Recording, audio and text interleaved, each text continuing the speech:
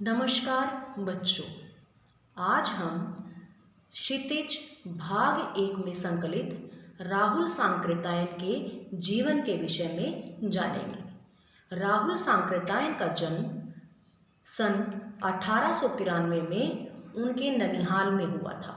उनका ननिहाल पंधा जिला आजमगढ़ जो उत्तर प्रदेश में पड़ता है हुआ।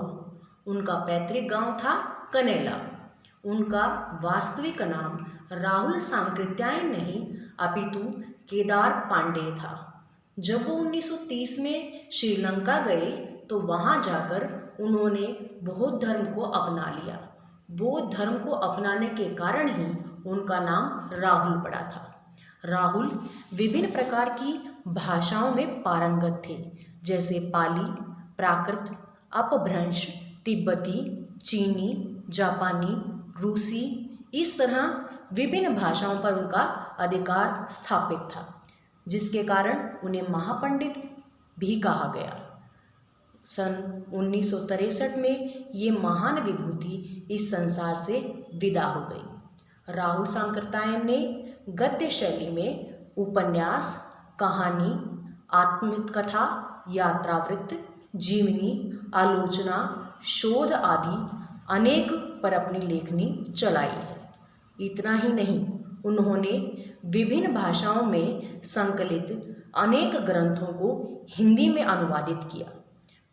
मेरी जीवन यात्रा, दर्शन दिग्दर्शन, 22वीं सदी, वोल्गा से गंगा, भागो नई दुनिया को बदलो, दिमागी गुलामी, घुमक्कड़ शास्त्र उनकी विशेष रचनाएं थीं।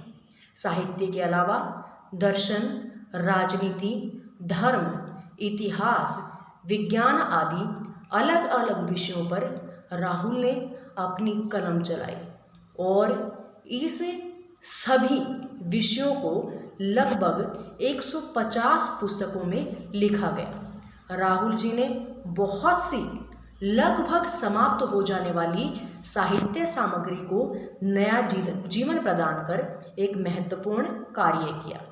यात्रा वृत्तांत लेखन में राहुल जी के समान कोई अन्य लेखक नहीं हुआ। उन्होंने घुमक्कड़ी शास्त्र रचा। इससे उन्होंने विभिन्न प्रकार से होने वाले लाभों का विस्तार से वर्णन किया है।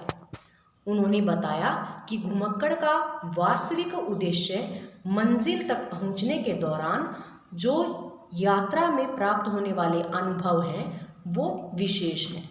घुमक्कड़ी से मनोरंजन, ज्ञानवर्धन एवं अज्ञात स्थलों की जानकारी के साथ साथ भाषा एवं संस्कृति का भी आदान प्रदान होता है।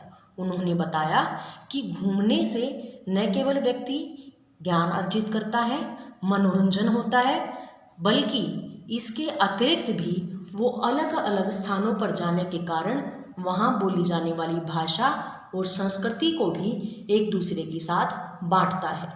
राहुल जी ने विभिन्न भौगोलिक स्थानों का बहुत ही मनोहारी वर्णन किया है।